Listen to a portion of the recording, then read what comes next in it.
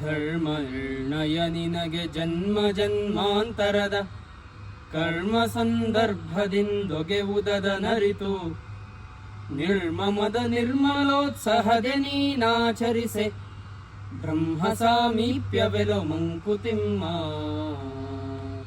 ನಾವು ಇವಾಗ ಇರುವಂತಹ ಸ್ಥಿತಿ, ಇವಾಗ ಯಾವ ರೀತಿ ಆಚರಣೆಗಳನ್ನು ಮಾಡ್ತಾ ಇರ್ತೀವಿ, ಇದೆಲ್ಲದೂ ಕೂಡ ಹಿಂದಿನ ಜನ್ಮದಿಂದ ನಾವು ಪಡ್ಕೊಂಡು ಬಂದಿರುವಂಥ ಹಿರಿಯರು ಹೇಳ್ತಾರೆ.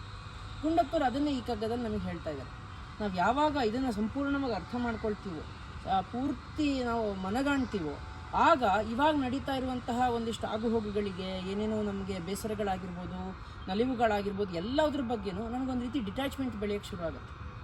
ಈ ರೀತಿಯ ಸಣ್ಣ ಪುಟ್ಟ ವಿಷಯಗಳ ಬಗ್ಗೆ ಡಿಟ್ಯಾಚ್ಮೆಂಟ್ ಯಾವಾಗ ಬರೋಕ್ಕೆ ಶುರು ಆಗುತ್ತೋ ಆಗಲೇ ನಾವು ದೇವರಿಗೆ, ಬ್ರಹ್ಮನಿಗೆ ಹತ್ತಿರವಾಗ್ತಾ ಹೋಗ್ತೀವಿ ಅಂತ ಹೇಳ್ತಾ ಇದ್ದಾರೆ.